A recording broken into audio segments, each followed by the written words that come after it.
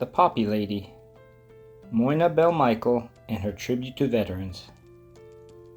Written by Barbara Elizabeth Walsh, paintings by Layne Johnson. Prologue. Moina Belle Michael looked forward to summer vacation when she returned home from her third year of boarding school in 1885. All appeared normal on the family plantation. Her two brothers were off fishing in India Creek, and her four sisters were busy helping her mother prepare for the big 4th of July barbecue. But Moina soon found that things were far from normal in their close-knit community of Good Hope, Georgia. In the 20 years since the surrender, families who had lost everything in the Civil War were still unable to recover their losses and start over. And while Moina had been away, things had gotten worse. Drought had ruined the cotton crops, so people had little money.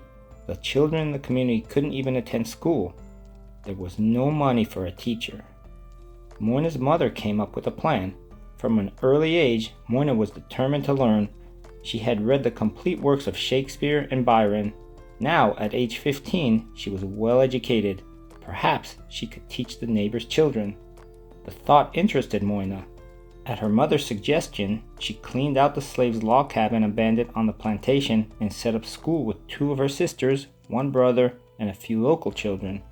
On that first day, Moina began class with a verse from the Bible, an inspiring song, and a prayer. Moina believed anything was possible if you did your best and followed through. Throughout her life, she often relied on her favorite motto, "Whatsoever your hands find to do, do it with all your might." March 1917. German U-boats had sunk another American ship, and the nation was outraged. Would the president call for war? Would Congress agree? Moina Belle Michael prayed not. She had been touring Europe when war first broke out in the summer of 1914. But now, bomb craters, trenches, barbed wire barriers, and battlefields covered the beautiful countryside, visions that still made her shudder. April 1917.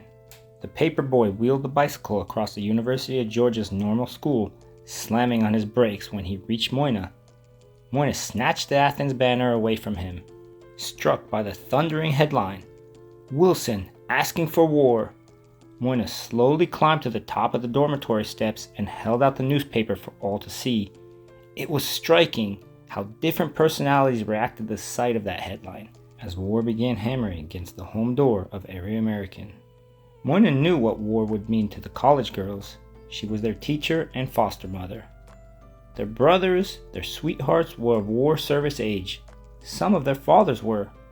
Moina promised she would let them know as soon as the president and Congress reached a decision.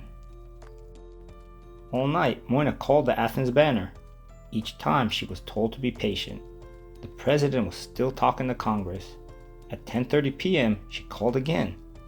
"Tell the young ladies to say their prayers, to go to bed, and to sleep," the frustrated editor replied. When news broke, an extra edition would be delivered to campus and into Moina's hands.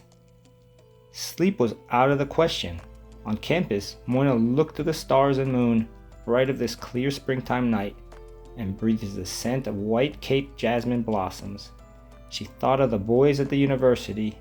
She offered all to God if only He would spare them. She thought of the boys throughout the country, if only she could go in their place. Before dawn, the editor finally arrived.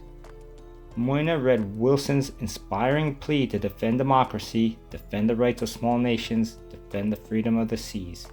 America was going to war. Moina vowed to do everything she could for the soldiers, to remember them. Moina knitted socks and sweaters, rolled bandages for the Red Cross, and when enlisted friends and students came to say goodbye, she gave them a little remembrance to take overseas. But Moina wanted to do more. She delivered books, magazines, and candy to their camps nearby.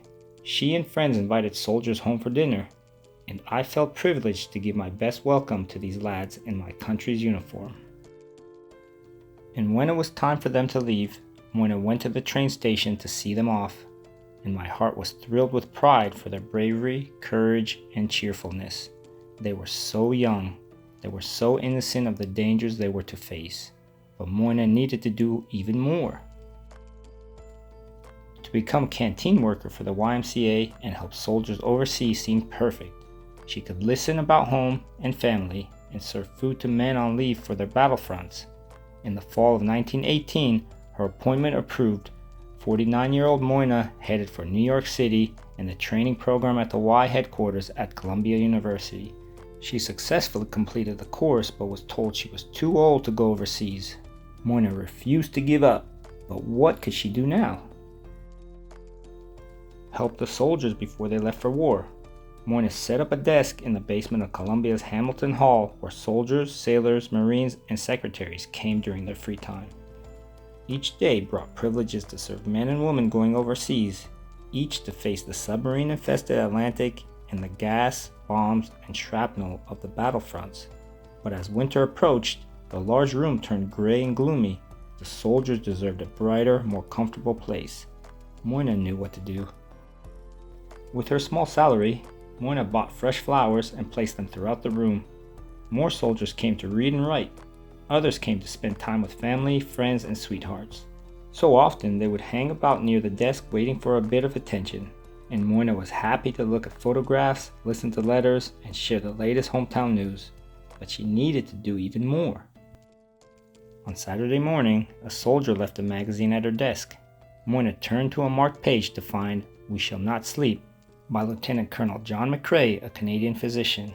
She had read the poem many times, but she read it again, touched by McCrae's tribute to the soldiers he could not save on the battlefields of Flanders. The poem was most strikingly illustrated in color. Spirits of soldiers floated above a battleground covered in white crosses and bright red poppies. There were no names on the crosses, no memory of who rested beneath the red poppies, and Moina knew what she had to do. She read the last verse slowly. "Take up our quarrel with the foe. To you from failing hands we throw. The torch be yours to hold it high. If ye break faith with us who die, we shall not sleep through poppies grow in Flanders fields." To Moina, it seemed as though the silent voices again were vocal, whispering. She thought of friends and students and the soldiers at the Y, and knew she could never forget them. Moina turned over an envelope and wrote a pledge, ending with a promise. "And now the torch and poppy red we wear in honor of our dead. Fear not that ye have died for naught. We'll teach the lesson that ye wrought in Flanders fields." When she finished, Moina looked up at 3 war workers standing by her desk. On behalf of everyone, they had come to repay her for her kindness. She shared both poems with the men. Impressed, they shared them with others. Soon, Moina was surrounded by men wanting poppies of their own, to honor their buddies, sleeping now among the poppies of Flanders fields. Moina knew just what to do. With her $10 check, she announced, "I shall buy red poppies.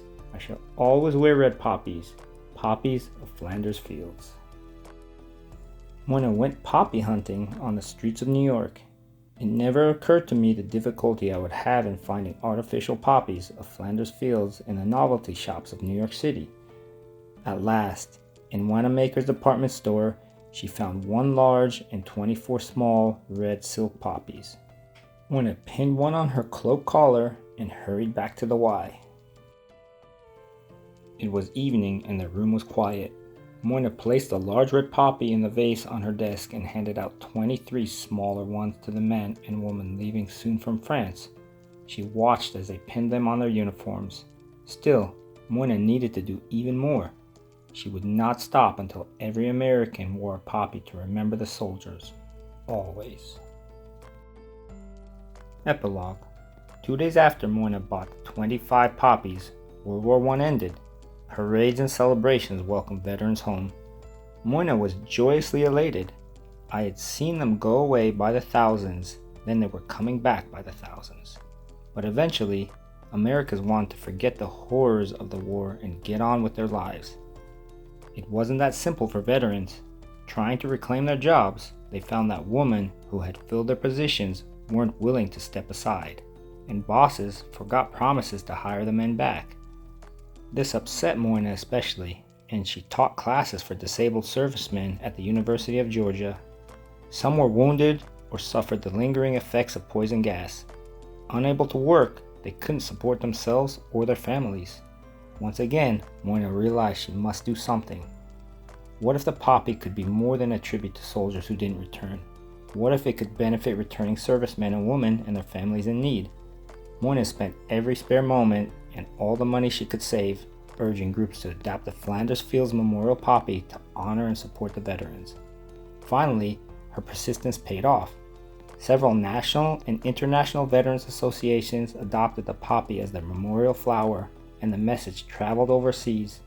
People donated their hand-earned nickels, pennies, and dimes in exchange for a poppy. Millions of dollars were raised for veterans, war widows, and orphans, and Moina affectionately referred to the small red blossoms as a miracle flower. Before long, the unemployed and disabled veterans in America's hospitals made and distributed the poppies.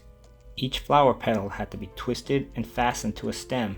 Hard work for hands and fingers crippled by war wounds, but good mental and physical therapy. Moina became known as the Poppy Lady. She received recognition and awards from around the world, but it was nothing compared to seeing her dream to help the soldiers come true. When Moina died at the age of 74, a military funeral was held in her honor at the First Baptist Church of Athens, Georgia. Young soldiers from the University of Georgia and the American Legion stood guard over their Poppy Lady. Fastened to the tip of their bayonets was a bright red poppy. Across the nation, veterans mourned the loss of a dear friend. They made 3,223 poppies, wove them into a blanket, and placed their gift on Moina's grave. Almost a century has passed since that day at the Y when she first handed out 23 red silk poppies. Still, their messages live on. During the weeks before Memorial Day and Veterans Day, veterans stand outside their stores and distribute poppies, raising millions of dollars for other veterans and their families. At schools, poppy poster contests are held, and proud junior members of the American Legion Auxiliary and Ladies Auxiliary to the veterans of foreign wars and voted poppy princesses. Each time we wear a red poppy, we thank the men and women who gave so much for our country's freedom.